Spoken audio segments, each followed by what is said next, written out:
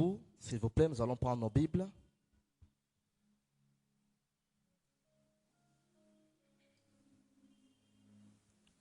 Apocalypse, chapitre 22. Apocalypse 22, le verset 12 et le verset 16.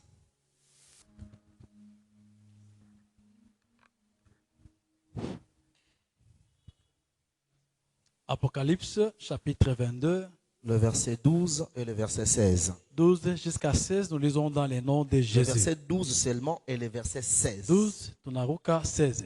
Amen. Voici, je viens bientôt et ma rétribution est avec moi pour rendre à chacun selon son œuvre. Amen.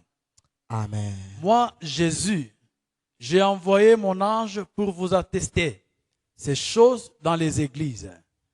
Je suis le rejeton et la postérité de David, l'étoile brillante du matin, parole du Seigneur. Amen. Alléluia. Amen. On peut acclamer pour la parole de Dieu.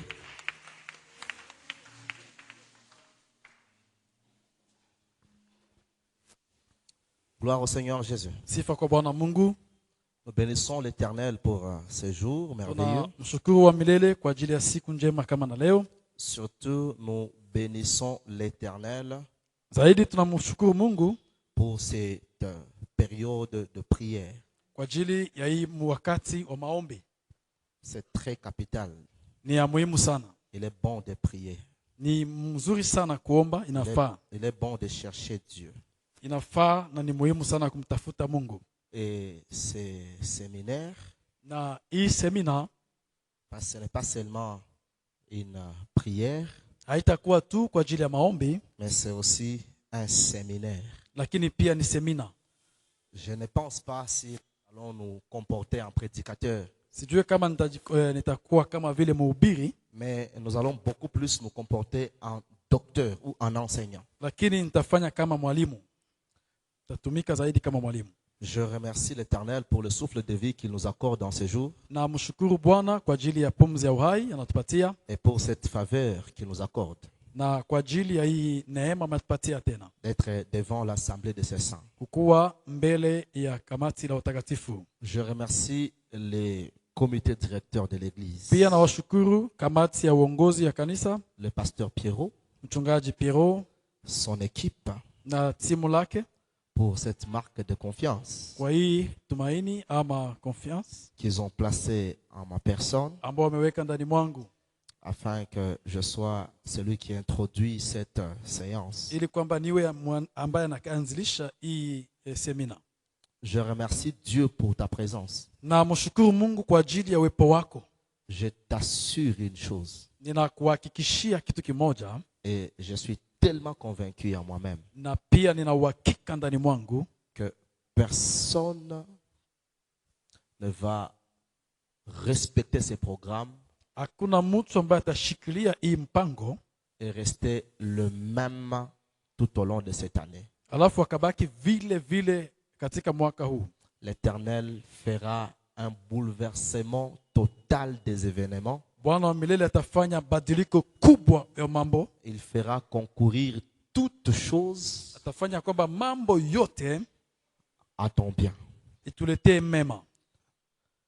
Sans plus tarder, Pasipo kuchelewa, nous sommes en train de parler sur les venues de Jésus-Christ.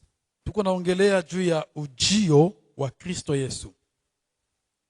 Gloire au Seigneur Jésus. Sifa kwa Bwana. Et comme je l'ai dit, Na kama nilivyosema, parlant de ces sujets, kuongelea hii teme, nous allons nous circonscrire d'abord dans le temps et dans l'espace. tutaenda kujitia katika nyakati na katika mahali. J'aimerais quand même nous donner un peu les buts de ces enseignements. Nilipenda kwanza nipane lengo za mafundisho hii. Je serai lent. Nitakuwa kabisa polepole. Et si vous avez une question, n'hésitez pas à me...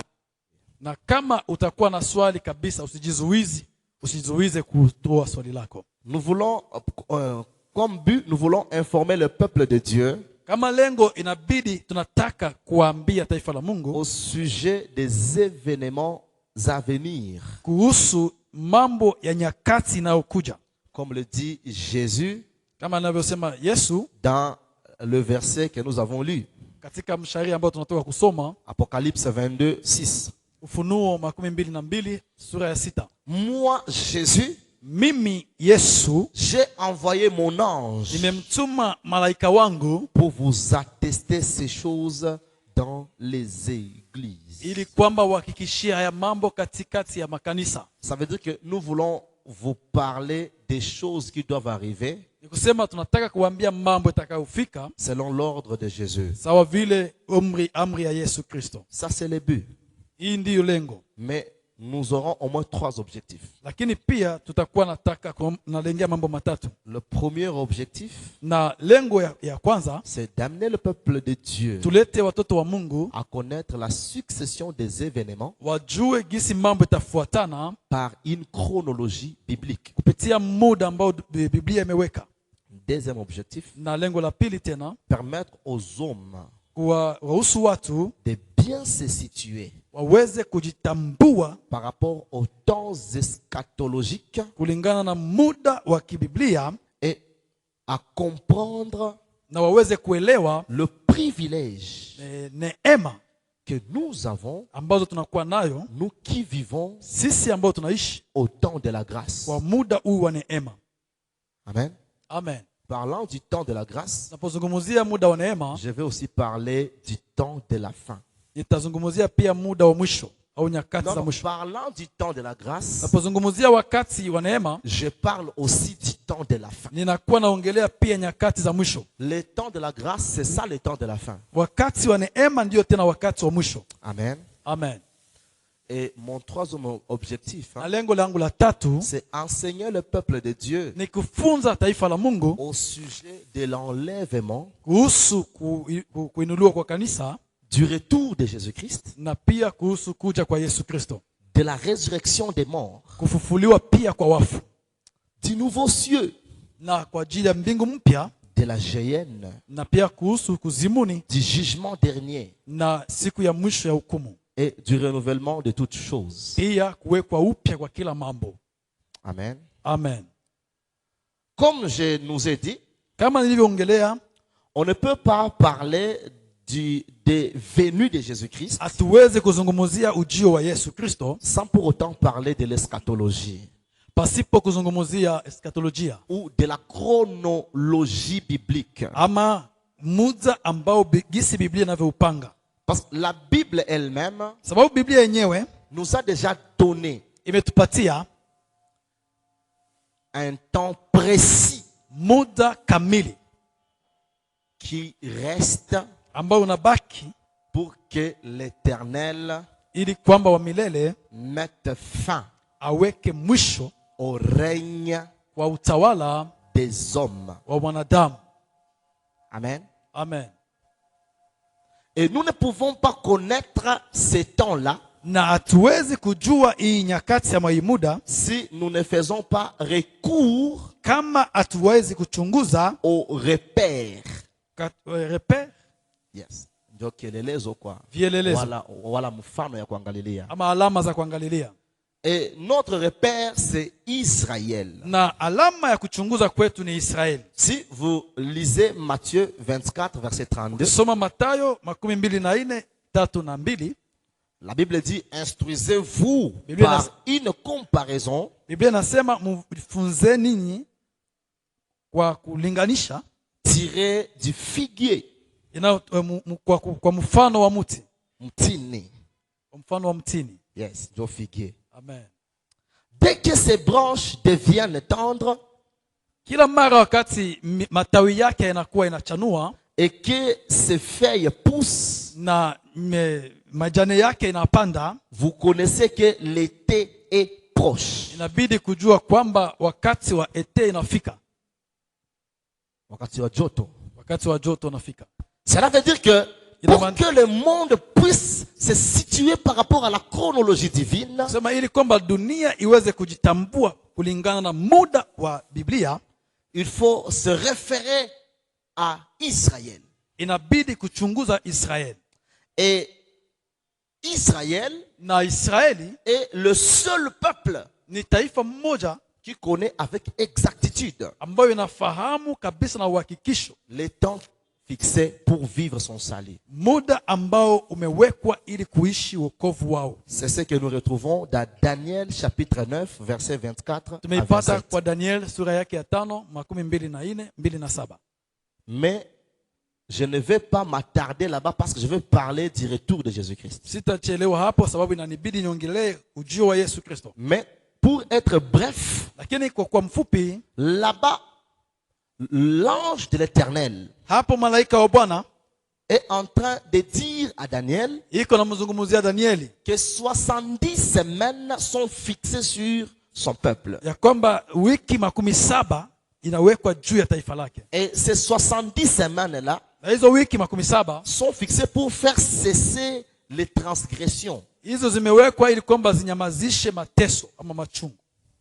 La transgression. John, il faut transgresser, chérie. Zambi. Hapana. Uasi. Merci. Zimewekwa ili kwamba ziweke mwisho kwa kuasi kwa Voilà. sheria. Et pour mettre fin au péché, Na ili kwamba ziweke mwisho kwa dhambi, pour expier l'iniquité, ili kwamba zimalizishe ukahidi pour amener la justice éternelle, na ziweze kukaribisha haki ya milele, pour sceller la vision et la prophétie. kuweka muhuri kwa vision, maono na unabii. Yes. Quand on scelle une vision et on scelle une prophétie, ça veut dire qu'elle est déjà accomplie. Wakati unaweka muhuri ni kusema yale imekwisha kufanyika tayari. Et pour rendre le sang des saints, Na ili kwamba wampake mafuta mtakatifu wa watakatifu. et pour être beaucoup plus un peu rapide, Na ili kwamba tuwe haraka, on nous donne les détails de ces 70 semaines. wametupatia mambo yote kuhusu haya wiki 17. Si on avait vraiment le temps pour parler de l'eschatologie, on allait en parler en long et en large. Tungekuwa na muda kuzungumzia mambo yale yote tungezungumzia. Mais notre enseignement pendant ces 2 semaines Lakini mafundisho yetu kwa wiki mbili hizi est situé sur un intervalle situé entre la 69e semaine et la 70e semaine. inabania zaidi kwa wiki ile ya katikati ya wiki ya 69 na wiki ya 17. Katikati yazo. Katikati ya wiki hizo mbili. Donc la 69e semaine est déjà passée et terminée. Ni kusema ya 69 imekwisha kupita Et puis Dieu met une pause na Mungu anaweka kusimamisha. et on attend la 70e semaine. Tunangojea wote wiki ya 17. Mais c'est pas l'église qui attend la 70e semaine. Na sio kanisa ndio inangojea wiki ya 17. C'est Israël qui l'attend. Ni Israeli ndio wanangojea hiyo wiki. Parce que dans Jean chapitre 1er, Sababu kwa Yohana sura yake ya kwanza il est écrit ceci. imeandikwa hivi: La parole est venue chez les siens, neno lilikuja kwa walio wake mais les siens ne l'ont point reçu. na walio wake hawakulipokea. Alors la parole s'est tournée vers les nations. Alafu neno likageukia mataifa, Et à tous ceux-là qui l'ont reçu, na kwa wale wote waliopokea neno la parole leur a donné le pouvoir de devenir enfants de Dieu, liliwapatia mamlaka ya kufanyika wana wa Mungu, lesquels sont nés non de la volonté de la wana chair, ambao walizaliwa sio kwa mapenzi ya mwili ni de la volonté du sang, wala kwa mapenzi ya damu, mais de la volonté de Dieu. lakini walizaliwa kwa mapenzi ya Mungu. Et cela Na yale mambo a fait à ce que ilifanya ya kwamba l'Éternel puisse lâcher pour un moment Israël. wa milele aweze kuwaachilia kwa muda kitambo taifa la Israeli. Pour bien comprendre cette pause, Ili kwamba tuelewe hii muda ya kuachilia, allez lire Romains chapitre 11. tusome wa Roma sura yake ya 11. Là, on nous montre que l'Éternel avait d'abord rejeté Israël pour un moment. Wao wanatuonyesha ya kwamba Bwana wa milele aliwaachilia taifa lake kwa muda Et kitambo, l'Éternel a pris les figuiers sauvages na wa milele akachukua mtini wa pori et l'a greffé sur l'arbre naturel. na akaiunganisha na muti ambayo ni ya kawaida. Mais il est dit Lakini akawaambia que vers la fin, huko mwisho l'Éternel récupérera encore Israël. wa milele atarudia tena kwa taifa lake la Israeli. Donc le temps que nous sommes en train de vivre Akisema muda ambao tuko na upitia sont les temps où l'Éternel a mis une pause ni muda ambayo lele ametia amewekesha pour le Simamisha. salut d'Israël, ili kwa ajili ya wokovu wa Israeli, et il s'est tourné vers nous. na wa milele akatugeukia sisi. Voilà la raison pour laquelle Ndio kwa maana nous disons que le temps de la fin tunazungumzia kwamba muda wa mwisho est appelé aussi le temps de la grâce. ama nyakati za mwisho pia zinaitwa kuwa nyakati za neema. Pourquoi? Kwa sababu gani? Parce que Kwa sababu nous qui étions condamnés, sisi ambao tulikuwa tunahukumiwa, Jésus a accepté de mourir pour nous. Yesu alikubali akufe kwa ajili yetu. Nous étions comme ces Samaritains. Tulikuwa kama hao wa Samaria, Bon, pas du Samaritain, mais de l'homme qui a été frappé par les brigands. ama huyu mtu ambaye alipigwa na wabandia. Amen. Hein? Amen. Tu es déjà condamné à mourir. Umehukumiwa kwa kifo. Les Lévites vient passer par là, il le trouve mourant et il passe, il part. Na Mulawi anapita na muona nakufa na muacha. Le sacrificateur vient, il le trouve mourant, il passe, il part. Kuhani anapita na angalia nakufa na muacha. C'était ça le cas ou la situation des nations avant la venue de Jésus-Christ. Hiyo ndio ilikuwa ni picha ya mataifa kabla Yesu hajakuja. On n'avait pas Dieu.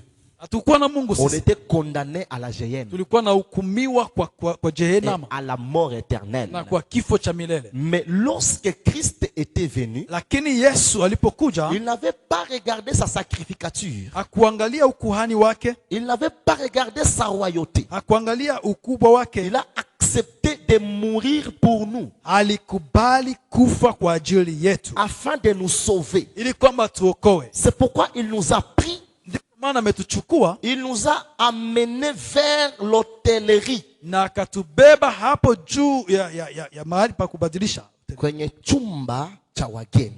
kwenye chumba cha wageni, Et il a payé un prix pour nous na akalipa bei kwa ajili yetu, gharama, pour que nous soyons traités. ili kwamba watutengeneze. Et il a promis une chose. Na akawaidia kitu Il kimoja, reviendra atarudia nous prendre kutuchukua et payer au chef de l'hôtel qui a pris soin de nous prendre en na charge. kulipa kwa hao watu wenye kutugharamia gharama zote zile. Et c'est ce retour-là Na kwa kurudi kwake qui constitue notre message. ndiyo ambayo tunazungumzia kwa wiki hii. Amen. Amen. Le temps de la grâce. Nyakati za neema. Le temps de la grâce, comme nous pouvons le dire, Wakati wa neema kama tunavyozungumzia, c'est la période située entre la 69e et la 70e semaine de Daniel. ndio huu muda ambao unakuwa katikati ya wiki wa 69 na wiki wa 17 ya Daniel. Et ce temps-là Na hiyo muda a une durée indéterminée. unakuwa na wakati wake ambao hauna mwisho. Indéterminé, ça veut dire on ne peut pas les compter. On ne sait pas quand est-ce que Jésus reviendra. Hatuwezi kuhesabia, hatujua wakati gani Yesu atakavyorudi. Il peut venir aujourd'hui. Anaweza kuja hata leo, Il peut venir maintenant. anaweza tukuja hata sasa hivi, Il peut venir demain. anaweza kuja hata kesho, Il peut venir après 2 ans. anaweza kuja nyuma ya miaka Il peut 2, venir après 10 ans. nyuma ya miaka 10 anaweza kufika, Mais il reviendra. lakini kitu kimoja atakuja. Le slogan de l'église primitive Na neno lilikuwa nasemeka sana kwa kanisa la mbele, était Maranatha. ilikuwa Maranatha. Ce qui signifie Ni kusema Jésus revient bientôt. Yesu anarudi sasa hivi. Amen. Hein? Amen. Donc les Paul et les Pierre prêchaient tout en sachant que l'Éternel peut revenir même maintenant. Ni kusema Paulo na wa Petro walikuwa na ubiri wakijua kwamba sasa hivi Yesu anaweza karudia. Mais Lakini jusqu'à présent, mpaka sasa nous l'attendons. tunamngojea. Et il reviendra certainement. Na lazima atarudia Yesu Kristo. Mais Lakini il reviendra à plusieurs reprises. atarudi mara nyingi.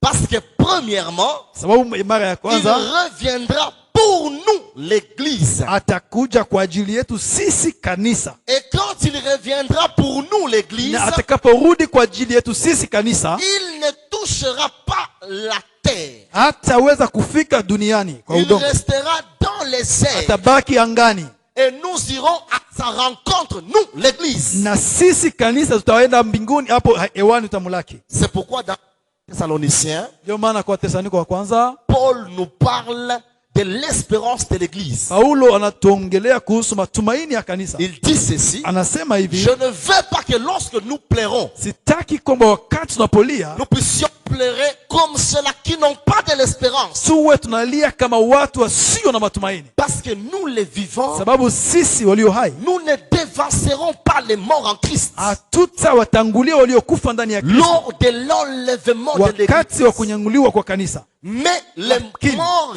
ressusciteront ni premièrement. wafu ndio watafufuka mbele yetu, Et nous les vivants, nous serons transformés. na sisi tulio hai tutabadilishwa, Et ensemble, na pamoja nous irons tutaenda à la rencontre kwa kumulaki du Seigneur Bwana wetu dans les airs. peponi.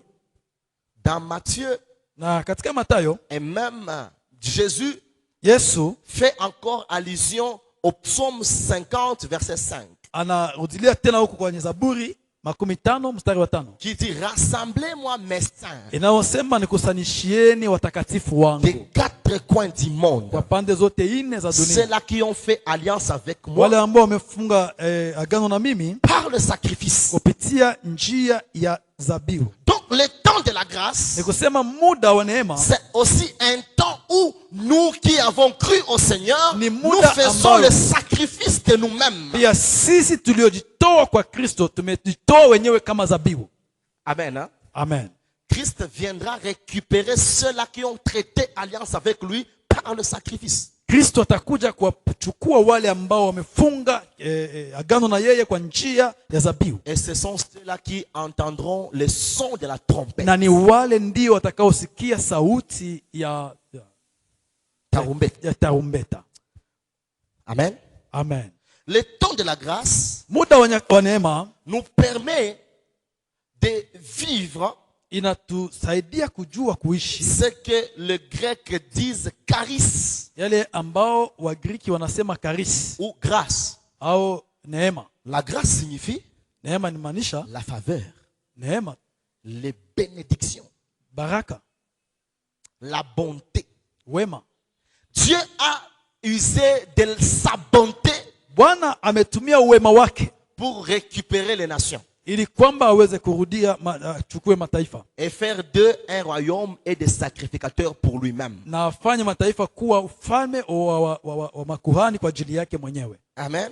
Amina. Cela veut dire que Ile inamaanisha ya kwamba le temps de la grâce elle-même muda wa neema yenyewe est la source du salut à tous les hommes. inakuwa ni mwanzo ya wokovu kwa wanadamu wote. C'est maintenant que le salut est possible. Ni sasa hivi, kwa hii muda ndio wokovu inawezekana, Après ce temps indéterminé, na bien sûr. nyuma ya hii muda hakutakuwa wokovu. C'est un temps indéterminé. Ni muda ambao haukuwekewa mwisho fulani. C'est comme quelqu'un qui marche avec sa montre. Ni kama mtu anatembea na saa yake, Il se dit: anasema je veux mettre fin à toute chose à 18h30. nitamaliza kila kitu kwa saa 12 za majioni. Arrivé à 17h50, Akifika kwa saa 11, il se dit: je mets d'abord une pause. anasema nasimamisha kwanza. Anasimamisha saa yake. C'est à lui Ni yeye mwenyewe de décider atakayeamua tena quand il veut wakati atakayotaka pour dire: kusema je reprends les comptes. si natosha ile kusimamisha. Amen. Amen. Nous sommes dans cette période-là de la pause. Tuko wakati wa kusimamisha. Mon pasteur, Mchungaji wangu l'apôtre Chichi, Apotre Chichi aime toujours parler du temps de la parenthèse. anapendaka kuongelea muda uliowekwa wakfu. Nous sommes dans la parenthèse. Tuko katikati ya tuko muda uliowekwa wakfu. Amen. Amen. Le fait de voir que Dieu n'a pas pris en compte les péchés passés des croyants, Hali ya kuona kwamba Mungu akuchunguza tena dhambi zilizopita za waamini, parce que lorsque nous venons en Christ, au tunapokuja kwa Kristo nous devenons une nouvelle créature. tunakuwa wote viumbe vipya. Donc les péchés passés, l'Éternel les oublie, n'est-ce pas? Kusema dhambi zilizopita wa milele na sahau. il prend soin par la grâce anachukua neema yake de les enseigner kwa kuwafundisha, pour les préparer à l'enlèvement de kwa l'église. kuandaa, kwa kuinuliwa kwa kanisa. Tous les enseignements que vous suivez ici Mafundisho yote ambayo tunafuata hapa vous préparent à l'enlèvement de l'église. inatuandaa kwa kuinuliwa kwa kanisa, Kunyakuliwa kwa kanisa. kunyakuliwa kwa kanisa. Patrice chante l'église, mon sang nango ko préparer bato pour l'enlèvement. Ndugu Patrice anasema kazi ya kanisa ni kuandaa watu kwa kunyakuliwa. C'est ça même ma sonnerie d'alarme quand vous m'appelez église, mon sang nango ko préparer bato pour l'enlèvement. Il ne faut jamais oublier ça. Amen. Ukimwita kwa simu ni ile ndio natoka nasema. Jésus revient bientôt. Kristo anarudi sasa hivi. Tite chapitre 2, Tito 2 le verset 11 à 14 mstari wa 11 mpaka 14 nous dit que la grâce de Dieu est la source du salut anasema pour tous kwamba les hommes. neema ya Mungu ni chemchemu la wokovu kwa kila mwanadamu, Et a été manifestée. na ilidhihirika Pour faire quoi? kwa kufanya nini? D'abord pour nous enseigner. Kwanza ili kwamba itufunze. Au temps de la grâce, Kwa muda wa neema, la grâce c'est Jésus-Christ. na neema ni Kristo mwenyewe, Et c'est bien lui que nous attendons. Il reviendra. na ni yeye ambaye tunamngojea, lazima atarudia. Mais attendant son avènement, Lakini kwa kungojea ujio wake il nous enseigne. anatufundisha. C'est pourquoi il dit dans Matthieu 28, Ndio maana nasema kwa Mathayo 28, enseignez mes disciples wafunze wafuasi wangu à faire tout ce que je vous ai enseigné. wafanye yale yote niliyowafunza ninyi. Tu ne peux pas dire que tu es chrétien Hawezi sema kama uko Mkristo si tu n'es pas enseigné par Jésus-Christ. kama sio Kristo mwenyewe umekufunza. Et qu'elle nous enseigne la grâce? Na neema inatufunza nini? Elle nous enseigne Inatufundisha à renoncer ya kukataa, à l'impiété. kukataa maovu. Si tu vis aujourd'hui, Kama unaishi leo sachant que tu vas au ciel, kwa kujua kwamba unaenda mbinguni, mais tu vis dans l'impiété, lakini unaishi kwa maovu, tu n'as pas connu la grâce. kweli haujajua neema. La grâce nous enseigne. Neema inatufunza yenyewe. Alléluia. Amen. Elle nous enseigne à renoncer à l'impiété, Natufunza kukataa maovu, mais aussi elle nous enseigne à renoncer aux convoitises mondaines. na imetufunza kukataa tamaa za dunia. Yes.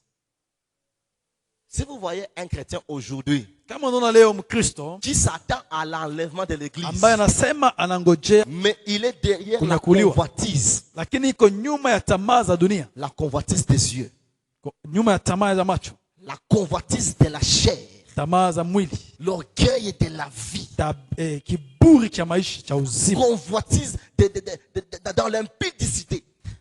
wala tamaa za usharati. Cet homme-là, Huyu mtu, il n'a pas la grâce. huyu dada, huyu mama hana neema, Parce que la grâce, c'est notre Seigneur Jésus-Christ. sababu neema ni Yesu Kristo Il Bwana nous wetu. enseigne à renoncer à tout ce qui est impiété. Anatufunza tuweze kukataa maovu, Et aussi à la convoitise. na ametufunza kukataa tamaa ya La uovu, convoitise de l'argent. tamaa ya pesa. Tu convoites l'argent Unapenda pesa, unatamani jusqu'à pesa ce que tu deviens prêt à tout faire mpaka pour avoir de unakuwa l'argent. tayari kufanya jambo lolote ili upate pesa. Si Jésus revient, Kama Yesu akirudi, tu n'iras pas à ça. awende mahali. Amen. Amina. Cette grâce, Hiyo neema elle nous amène aussi à vivre dans le siècle présent imetufanya tuishi katika dunia ya sasa selon la sagesse, sawa sawa na hekima, la sobriété. hekima na uangalifu. C'est ça la sagesse. Ndiyo hekima. Une personne sobre Mtu ambaye ni mwangalifu, qui ne dépasse pas ses limites. ambaye anachunguza sitambuke mahali pake. Une personne qui sait que là, je peux répondre à celui-ci, je Anajua peux kwamba répondre à celui-là. naweza kujibu kwa huyu na nisiwezi kujibu kwa ule. Je peux agir maintenant, Naweza kutenda je ne sasa peux pas agir après. na siwezi kutenda nyuma ya hapa. Je m'habille d'une manière sobre, navaa kwa hali nzuri, de manière à ne pas dépasser des limites. ili kwamba nisitambushe mipaka Premièrement, yangu. c'est la sagesse. Hiyo pia ni hekima. Deuxièmement, Na cha à pili, vivre selon la justice. inatufanya tuishi sawa na haki. Je connais quelqu'un, Najua mtu c'est un ami à moi. ni rafiki yangu kabisa. Tous les jours quand il me voit, Kila siku akiniona il témoigne Mzee Pierrot. anakuwa ananipatia ushuhuda wa mzee Et Pierrot. puis il me dit ceci. Kisha ananiambia hivi, Tu sais pourquoi je ne viens pas dans ton église? unajua jana sikio kwa kanisa yako? Parce que tellement j'aime cet homme-là, Kwa sababu nampenda sana huyo mtu. si j'arrive là-bas, Nikifika je risquerais de faire le kit de la personnalité au lieu de faire le kit de Jésus-Christ. naweza kutana naanza kumwabudu yeye pale ni mwabudu Kristo. Je commencerai, Mzee Pierrot, on vient pas dans l'église. Alors tellement, il se dit, bon, napenda nisikie pale, niko tunamwadmire kwa mbali. Nikifika pale ndariskia kuliko niabudu Yesu naanza mwabudu yeye. Je risquerais de l'adorer à la place de Jésus. Amen. Amen. Il faut être juste. Inabidi tuwe na haki. Si tu trouves que tu n'es pas juste partout où tu passes, Ukijichunguza kwamba hauna haki ndani mwako unapopita pote, tu ne connais pas la grâce de Dieu. haujajua neema ya Mungu. C'est ici que je veux marteler Ni hapo ndipo pour parler même de cette église qui se dit l'église de la grâce aujourd'hui. nitakazia hapo niongelee hii kanisa ambayo ni kanisa la Yesu. Les gens qui se disent, Watu wanaosema on peut pécher. tunaweza fanya Parce dhambi que Christ avait pardonné nos péchés sababu anciens Yesu et alisamehe nos dhambi péchés za à venir. zamani na dhambi zitakazokuja. Non, non. Hapana. La grâce nous demande à Neema inatuomba renoncer tuweze à tout ce qui est convoitise, kuchukia kila yale ambayo ni tamaa ya à dhambi. renoncer à tout ce qui est péché. Kuchukia kwa yale ambayo ni dhambi. Donc, et l'apôtre Paul dit dans Romains, Na mtume Paulo anasema kwa Roma, que dirons-nous? tutasema nini basi? Continuons à vivre dans les péchés Tuendelee kuishi katika dhambi pour que la grâce puisse surabonder. sababu neema iko juu yetu? Non. Hapana. Nous qui étions morts au péché Sisi ambao tulikufa kwa dhambi et nous sommes ressuscités en nouveauté de vie. na tumefufuliwa kwa uhuru tena wa maisha, Comment encore nous pouvons continuer à vivre dans le péché? itawezekanaje tuzidi tena kuishi ndani ya dhambi? Donc, si nous sommes au temps de la grâce, Sema kama tuko kwa muda wa neema si nous nous attendons à l'enlèvement de l'église, na kama tunangojea kabisa nous kunyakuliwa, devons vivre selon la sagesse de Dieu, tunatakiwa kuishi sawa na hekima ya Mungu, selon la justice de sawa Dieu sawa na haki ya Mungu et selon la piété. na sawa sawa na utakatifu. Vivre pieusement en Christ. Kuishi utakaso ndani ya Kristo.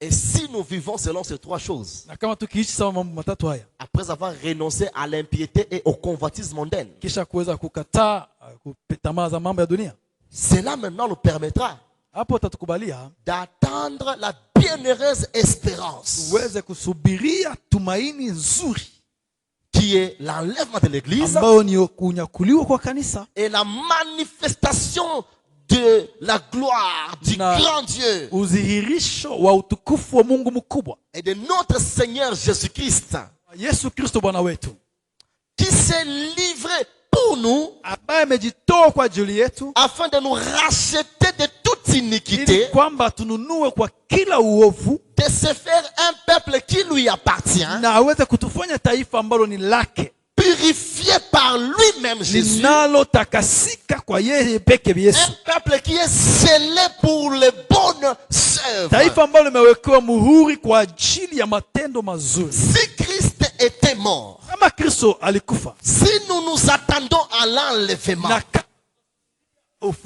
parce kunyakuliwa, que Christ en mourant, sababu Kristo kwa kufa il nous avait alikuwa purifiés. ametutakasa, Il voulait se constituer un peuple choisi pour lui. alitaka kujifanyia taifa alilolichagua mwenyewe, Et un peuple qui est scellé pour accomplir les bonnes œuvres. taifa ambalo limekuwa muhuri kwa kutenda matendo mema. Si nous sommes pendant ce moment, Na kama tunaishi kwa hii muda mais nous sommes scellés dans le mal, lakini tumewekwa muhuri kwa mabaya, et nous ne sommes pas scellés dans le bien, hatuwekwe muhuri kwa mazuri, ça veut dire que nous nous attendons à une autre espérance. ni kusema tunasubiria tumaini lingine isilokuwa la Mais la kunyakuliwa, bienheureuse espérance lakini tumaini hili nzuri est attendue par un peuple linasubiriwa na taifa lile scellé ambalo limejaa nguvu dans toute bonne œuvre, kwa kutenda matendo mazuri, scellé pour faire les bonnes œuvres. wamejaa nguvu kwa kutenda mambo mema. Alléluia. Amen.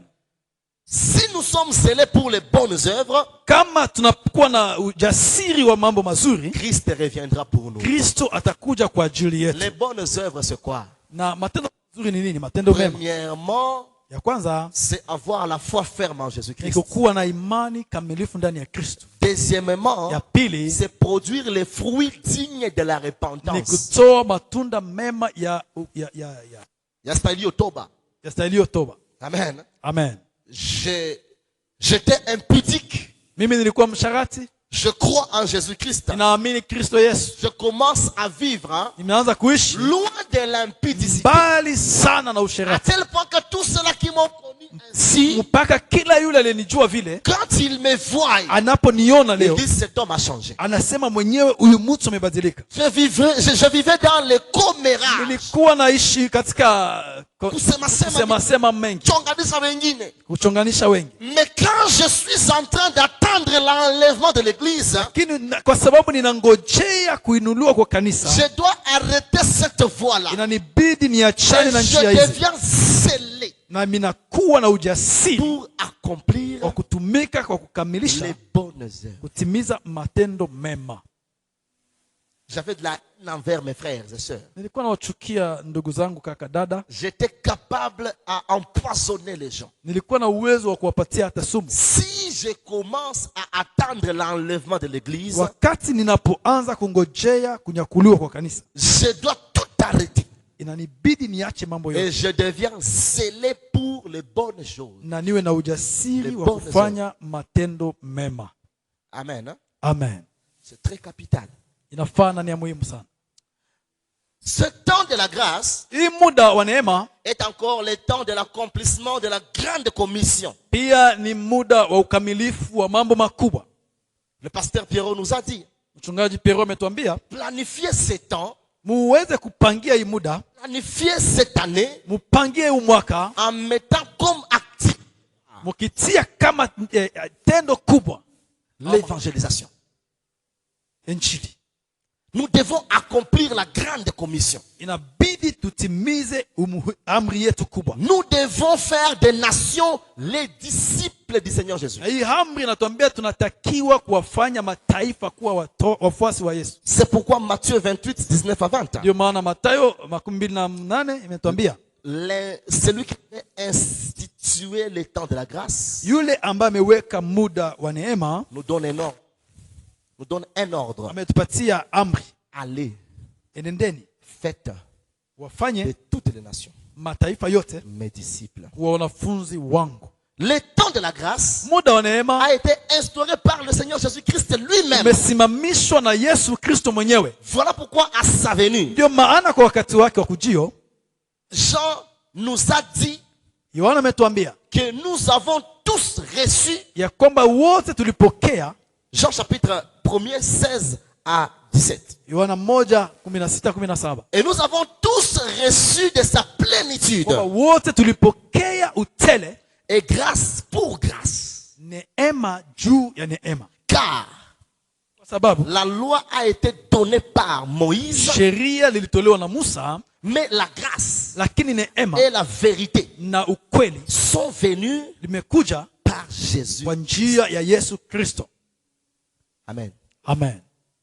Le temps de la fin, Muda wa mwisho, le temps de la grâce nyakati a ya été neema instauré par Jésus-Christ. ziliusimamishwa na Yesu Kristo mwenyewe. C'est pourquoi encore sa venue Ndio maana pia ujio wake mettra aussi fin à ce temps-ci. itakuwa inaweka mwisho kwa muda huyu wa neema. Il arrivera le temps où, Itafika wakati ambao même si tu prêchais comment, hata kama ulikuwa unahubiri kiasi gani, mais si tu n'es pas juif, kama wewe si Muyahudi, ta prédication là mahubiri yako et ile ta prière na maombi yako n'auront pas place devant haitakuwa Dieu. na mahali mbele ya Mungu. Donc nous sommes serviteurs de Dieu, Sisi ni watumishi wa Mungu, nous sommes peuple de Dieu, tuko taifa la Mungu parce que kwa sababu tuko kwa wakati wa neema. nous sommes en train de vivre la sélection. Tuko tunaishi muda wa kuchaguliwa. L'Éternel est en train de nous sélectionner Bwana iko anatuchagua afin de vivre selon la grâce ili tuishi sawa neema et d'être parmi ceux-là qui constituent l'épouse de Jésus-Christ. na tuweze kuhesabiwa miongoni mwa wale ambao wanafunga fungo la bibi harusi. La fois dernière, Na muda uliopita on parlait walituzungumzia des 10 vierges. kuhusu wa 10, Et parmi ces 10, na katikati ya hao wabikira il y avait 5 sages kulikuwa 5 wenye busara et 5 Paul na miongoni mlikuwa 5 wasio na busara. Wale wenye busara s'est préparé à la nuit des noces. walikuwa najiandaa kwa usiku wa ndoa, Mais les folles na lakini wale wasio na busara croyaient aussi. walikuwa naamini pia, Elles pensaient attendre l'époux. na walifikiria wiko wanamngojea bwana harusi, Mais elles manquaient de sa présence en elles. pardon, Elle manquait une partie qui constituait la présence de l'époux en elle. lakini ndani mwao mlikosa nafasi ambayo inakuwa naonesha uwepo wa Kristo ndani mwao, Parce que Wa Bwana. l'huile sababu mafuta était la présence du Saint-Esprit. ilikuwa ni uwepo wa bwana harusi, La présence du Saint-Esprit. ilikuwa ni uwepo wa Roho Mtakatifu, Alors que nous ne pouvons jamais séparer le Saint-Esprit du Seigneur Jésus-Christ. na hatuwezi kuachanisha Roho Mtakatifu na Bwana wetu Yesu Kristo. Allons accomplir la grande commission. Twende tutimize amri yetu kubwa, Parce que Christ est avec nous. sababu Kristo ni pamoja na sisi, La plénitude de Christ, na utele wa Kristo c'est son esprit en nous. ni Roho wake ndani mwetu, Et son pouvoir agissant en nous. na uweza wake unaotenda ndani mwetu. Et grâce pour grâce, Neema juu ya neema ce sont les faveurs imméritées, inakuwa ni neema ambayo hatukustahiliwa, sans limite, isiyo na mwisho, qui sont établies en ambazo nous zimewekwa juu yetu na ndani mwetu à travers Jésus-Christ. kupitia Kristo Yesu. Ceci nous amène à affirmer que le salut en ce Haya temps yametubeba kukamilisha kwamba wokovu kwa hii muda est christocentrique. inakuwa ya Kristo mwenyewe. Si tu n'as pas Christ, mon Nikusema, frère, ma soeur, kama hauna Kristo ndugu yangu, tu ne seras jamais enlevé. ni kusema hautafikia kamwe. Si tu n'as pas Christ, Kama hauna Kristo tu ne mwenyewe seras jamais enlevé. hautanyakuliwa. Si tu as autre chose, Kama uko na mambo mengine si tu crois en d'autres choses, au naamini mambo mengine ne isipokuwa t'attends Kristo, pas à l'enlèvement. usifikirie kuinuliwa, Parce que lors de l'enlèvement, sababu wakati wa kunyakuliwa Christ Kristo viendra chercher atakuja kutafuta son épouse. bibi harusi Alors wake. que nous tous, nous savons Japokuwa kwamba sote tunajua que la seule condition shurti moja iliyowekwa que Jésus ou que Paul demande à la femme, à l'épouse pour devenir une épouse, shurti moja ambayo mtume Paulo amewekwa kwa mwanamke ili kwamba awe bibi harusi c'est la ni soumission. utiifu. Femme, soyez soumise à vos maris. Mwanamke uwe mtiifu kwa mume wako, Et l'église est soumise à Christ. na kanisa linakuwa na utiifu mbele ya Kristo. Amen. Hein? Amen. Ça veut dire que si tu as Christ comme Seigneur et Sauveur, comme je viens de le dire, Nikusema tu as kama- la vie éternelle. Kama una Kristo Yesu kuwa Bwana na Mwokozi wa maisha yako, uzima wa milele pia unao. Et si tu n'as pas Christ, Na kama hauna Kristo, tu as la mort éternelle. unakuwa na kifo cha milele. Alors, deux aspects, Sasa mambo mawili c'est important ya maana sana ya muhimu à savoir, inabidi tujue, qui nous permettront d'avoir de l'assurance dans les temps de la grâce. itakayo tusaidia tuwe na uhuru au ukamilifu katika muda wa neema. Sont, Ni haya, je commence par ce que moi j'ai intitulé B chez moi pour terminer par ce que j'ai intitulé A. Alors, premièrement, écrivez, pour ceux-là qui écrivent, mambo yale mawili. Ya kwanza, le premier aspect, c'est comprendre les signes ni kujua, kuelewa précurseurs de l'enlèvement. alama ambazo zinaongelea kunyakuliwa. Comprendre les signes précurseurs de Kuelewa l'enlèvement. alama zinazotangulia kunyakuliwa. Et deuxièmement, Na ya pili c'est maîtriser. ni kudharau, Non, maîtriser. Ni Ou ku- kuelewa. la maîtrise kuelewa na ufahamu et la mise en pratique na kuweka kwa kazi des principes du pouvoir. kwa kanuni za uwezo za mamlaka. Avant d'aller à Kinshasa, Kabla tujaenda kabla ya kwenda Kishasa, notre père avait pris environ 2 mois. baba yetu alichukua kama miezi 2 hapa. Nous parlons de la maîtrise et la mise en application des principes du pouvoir. kuhusu kutambua na kuweka kwa kazi kwa shurti ama kanuni za mamlaka. Amen.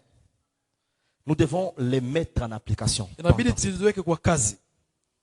L'église qui ne comprend pas ceci Kanisa ambayo haijaelewa hii mambo n'arrivera jamais haitafika kamwe à s'attendre à l'enlèvement. kuweza kunyakuliwa. Je commence par la compréhension des signes précurseurs de l'enlèvement. Naanzia kwa hii inayoongelea kutambua na kuelewa, kufahamu alama zinazotangulia kunyakuliwa. C'est là que nous allons commencer demain. Hapo ndipo tutaanzia kesho. Mais les premiers signes Lakini alama ya kwanza sont les signes qui concernent la création tout entière. ni alama zinazolingana na uumbaji wote. Yes, la création tout entière. Uumbaji wote kwa jumla. Matthieu chapitre 24 versets 3 à 14. Mathayo 24 7-14. Mathayo 24 3 hadi 14. 3-14. Pourquoi je me limite au verset 14? Kwa nini nimesimamia kwa mstari wa 14? Parce que ce sont les signes qui concernent l'église. Kwa sababu hizi ni alama ambazo zinalingana na kanisa tu. Zinahusu kanisa. Au verset 14, il est écrit ceci. Na kwa mstari wa 14 nasema hivi. Cette bonne nouvelle du royaume Hii habari njema ya ufalme sera prêchée partout dans le monde itahubiriwa mahali popote ndani ya dunia pour servir de témoignage à toutes les nations. ili kwamba itumike kama ushuhuda kwa mataifa yote. Alors viendra quoi? Ni hapo ambapo kutakuja mwisho. La fin. Mwisho. Vous comprenez? Le verset 15 Na mstari wa 15 concerne Israël. inawazungumzia tu Israeli. Qui dit ceci? Inasema hivi. C'est pourquoi Na kwa ajili ya hiyo lorsque vous verrez l'abomination, mtakapoona machafuko la désolation na wala uhasi dont a parlé le prophète Daniel, ambao ameuzungumzia prophet Nabii Nabii Daniel, établi en lieu saint, imefikia mahali patakatifu. que celui qui lit Kama kwa yule anayesoma fasse attention. aweze kuwa mwangalifu. Cet événement Hii mambo est dans la dernière semaine de Daniel. inapatikana kwa wiki la mwisho la Daniel. Alors que nous n'allons pas entrer dans la dernière semaine de Daniel. Japokuwa sisi hatutaingia katika wiki la mwisho la Daniel. Celui qui nous parlera de la dernière semaine de Daniel, Atakayetuzungumzia wiki ya mwisho ya Daniel c'est un prédicateur mystère. Vous allez le voir vous-même. ni mhubiri mkubwa, utamwona mwenyewe. Amen. Amen.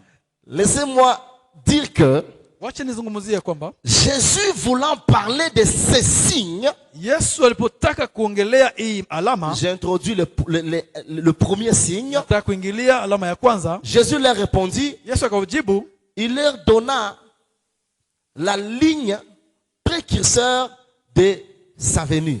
aliwapatia mistari zinazotanguliza kuja kwake. Et il dit ceci, Na akasema hivi, le premier signe alama ya kwanza sera la séduction. itakuwa ni Ushawishi. La séduction. ushawishi.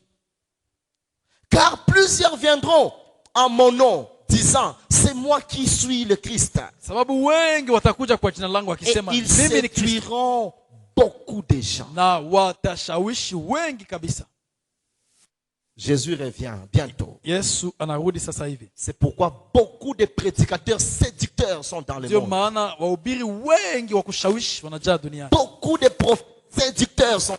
Manabii wengi wa kushawishi wanajaa katika dunia. La séduction va plus loin pour prendre même les hommes remplis de démons pour séduire les sœurs chrétiennes. Na hiyo ushawishi naenda mbali hata ikaleta wanaume wenye kujaa mapepo waweze kushawishi wadada wa Kristo. Prendre les femmes, les filles pleines de démons pour séduire les hommes chrétiens. Kuchukua wadada na wamama wenye kujaa mapepo waje kanisani mpaka kanisani.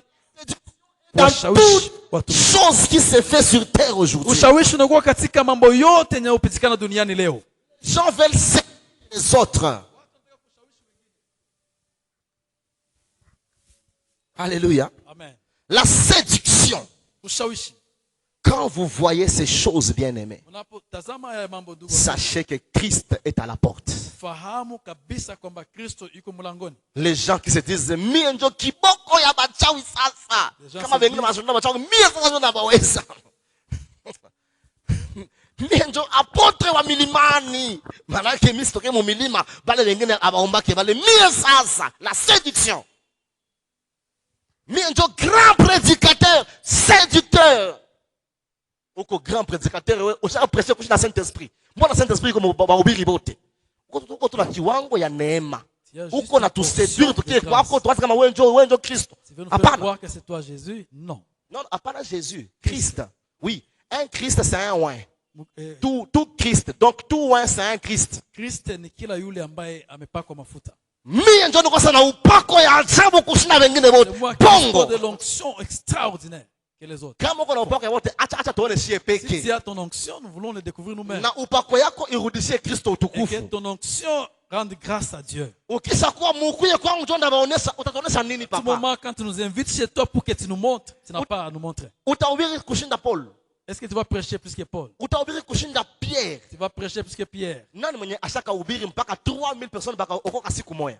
Tu connais qui a déjà prêché pour que jusqu'à ce que 3000 personnes ont crié en Christ? Wala 5000 bakoka siku Ou moja. 5000 en un seul jour.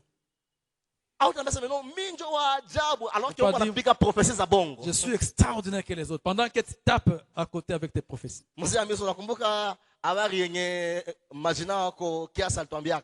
L'ami Papa, de Kiasi. mimi naona Papa, moi je vois. conteneur yako banefunga Kalundu. On a arrêté ton conteneur à Kalundu. Alors que papa ni pasteur ayafanyaka hata Pourtant, mchuruzi. papa n'a jamais été commerçant. Mais hapa Bukavu grand prophète yenyewe wote Et ici à mnamonaka Bukavu, on wadai. les considère les prophètes extraordinaires. Séduction. Shawishi. Que Dieu nous aide. Bwana tusaidie. Tuombe kidogo tu. Prions un peu. Nataka uombe Mungu. Je veux que tu pries Dieu. Uambie Bwana hivi. Parle avec Dieu. Nisaidie Mungu. Dis-lui, aide-moi. Utakapokuja kuchukua kanisa, Lorsque tu vas venir prendre ton église, unikute niko tayari. rencontre que je suis aussi prêt. Ambia Mungu unikute niko tayari. Rencontre que je sois aussi prêt. Parce que ta venue elle est imminente. Kwa sababu ujio wako lazima ufikie. Linakuja ima. Inakuja. Mungu niokoe na ushawishi. Éternel, aide-moi de toute forme de séduction. Uniokoe na kila njama ya watu wakushawishi wengine. Délivre-moi de toute forme de séduction. Jiombe Mungu. Prie pour toi. Ambia Mungu utakapokuja kuchukua kanisa baba na mie nikulaki Dieu hewa. Seigneur, lorsque tu viendras prendre ton église, que je sois compté parmi ceux qui seront enlevés. Niepushe na séduction. Seigneur éternel, épargne-moi de toute forme de séduction. Nisikuwe séduit na Que zambi. je ne sois pas séduit par les péchés. Nisikuwe séduit na Que je convoitise ya sois dunia. épargné de toute forme de séduction de ce monde. Nisikuwe séduit na mafaux. Que je ne sois pas séduit par les faux prophètes. Mafaux Kristo na Les makatana. faux enseignants, des faux Christ, je les refuse. Nataka nibakie kumsimamo Je ya veux kweli. être demeurer, Seigneur, sur les bons fondements. Nakataa Bwana kukua miongoni mwa wale wanawali de faire ambao wana partie akili. de ceux qui croient sans intelligence. Nakataa kuwa parmi les sages, les vierges folles. Je refuse de faire partie des folles vierges. Nataka niwe na roho wako en permanence. Je veux avoir ton esprit en permanence. Apocalypse inasema Et l'Apocalypse me prévient. l'esprit et l'épouse et l'église disent viens. Roho na muke bibi harusi waseme na uche sasa. J'aimerais marcher avec l'huile sur moi Nilitaka nitembee na mafuta juu yangu pour être enseigné par l'esprit ili kwamba nifunzwe na roho wako afin de ne pas tomber dans les pièges de la ili siweze séduction. kuanguka katika hatari za Je veux shawishi. m'attendre à ton avènement. Nataka na mimi niende ninyanguliwe. J'aimerais être enlevé ce jour-là. Nimetaka mimi pia nisikose kunyakuliwa. Parce que notre rencontre, notre réunion, notre rassemblement est réel et Kwa vérité. sababu kutana na wewe ni kweli na ni amina. Nous irons à ta rencontre dans le ciel. taenda kukutana na wewe katika mbingu. Seigneur, prépare mon cœur à Bwana Yesu, te rencontrer. andaa moyo wangu uweze kupokea wewe. Seigneur, prépare l'église Bwana à aller à Yesu, ta rencontre. andaa kanisa lako liweze kukutana na Seigneur, wewe. prépare Gamaliel Temple à Bwana aller Yesu, à ta andaa rencontre. Gamaliel Temple liweze kukutana na wewe. Seigneur, prépare ton épouse Bwana dans Yesu, cette église. andaa kanisa lako ambalo ni kanisa hili ndani ya Si kanisa. dans les églises de la place, Kama katika makanisa za mahali, les autres serviteurs wengine watumishi seront incapables hawatakuwa na uwezo de préparer ya l'épouse, kuandaa bibi harusi. permets Jésus Yesu wewe, que cet hôtel, tunaomba hivi que kwa cette chair juu ya madhabahu hii, soit, oh Jésus-Christ, Yesu Kristo en train de te préparer ukuwe watumishi wote l'épouse wakuandalie que bibi tu harusi viendras, Jésus-Christ, ambaye récupérer. ambao utakuja Nous kumpokea. ne voulons pas être Tunakatala kuwa parmi ces serviteurs-là miongoni mwa watumishi wale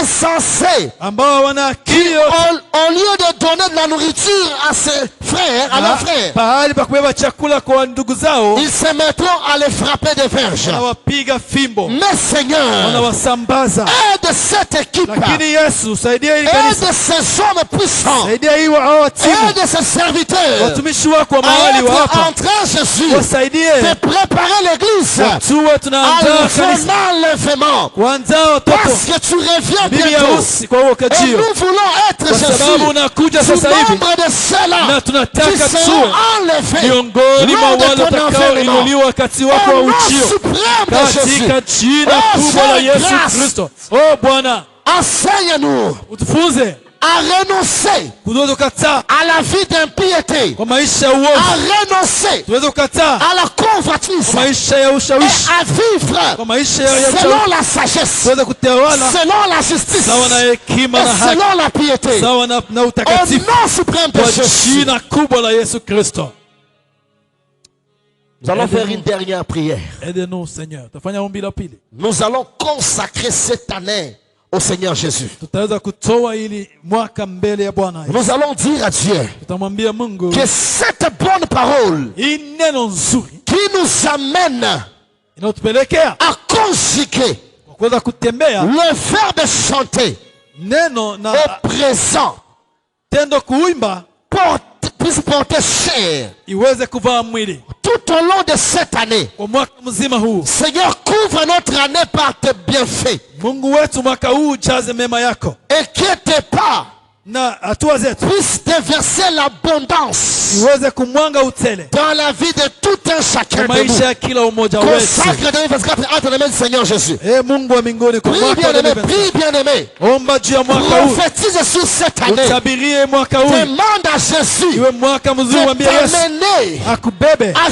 chanter uweze le kuimba verbe Hosanna nyimbo ya au Hosana présent kwa sasa, tous les jours de ta kila vie. siku ya maisha yako. Aujourd'hui, le 15, Leo siku tarehe que 15 le 15 t'amène à chanter Hosanna ikubebe kuimba et Hosana, que le 15 na puisse 15 s'instruire au 16 uweze janvier kuambia tarehe de t'amener 16 à chanter ikubebe pia kuimba Hosanna. Hosana, Que le verbe na tendo chanter kuimba soit conjugué par toi uikuwe na au toa kwako présent. kila Que siku, tous les jours de cette année, siku kwa sasa na kwa kila siku tu sois en train de dire wanasema je chante, ninaimba, je chante Hosanna, ninaimba Hosana, je chante Hosanna, ninaimba je Hosana, chante Hosanna. ninaimba Hosana, Que tes pas ninakombea soient accompagnés, uko naongea, que tes pas acha hatua zako soient accompagnés zisindikizwe des pas de l'Éternel na hatua za Mungu qui déverse l'abondance ambaye na mwanga utele dans ta vie. kwa maisha yako, Au nom suprême de kwa Jésus. jina tukufu Au la Yesu, nom suprême de kwa Jésus. jina kubwa la Yesu, Au nom suprême de kwa Jésus. jina la uweza la Nous Yesu, consacrons cette année tunatoa wakfu mwaka entre huu tes mains, kwa Seigneur. mikono yako Bwana Que ta milele, puissance kwa mamlaka yako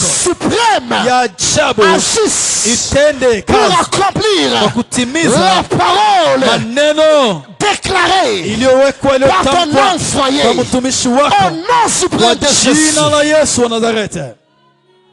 Sur la vie de chacun d'entre nous, Seigneur, fais-le Au nom suprême de kwa Jésus. jina tukufu la Yesu Kristo, Au nom suprême de kwa Jésus. jina la Yesu kubwa. Alléluia. Merci Jésus. Est-ce que par la foi, Je, kwa imani c'est par l'esprit, tukisukuma na roho wa Mungu. Nous pouvons acclamer très fort notre Seigneur et Sauveur. Tunaweza kumshangilia mzuri pasavyo Bwana Mungu wetu Alléluia. Yesu. Acclame très fort le Seigneur Jésus. Mchapie Bwana Yesu makofi na vigelegele. Nous continuons demain. Que Dieu vous bénisse. Tunaendelesha kesho, Bwana atubariki.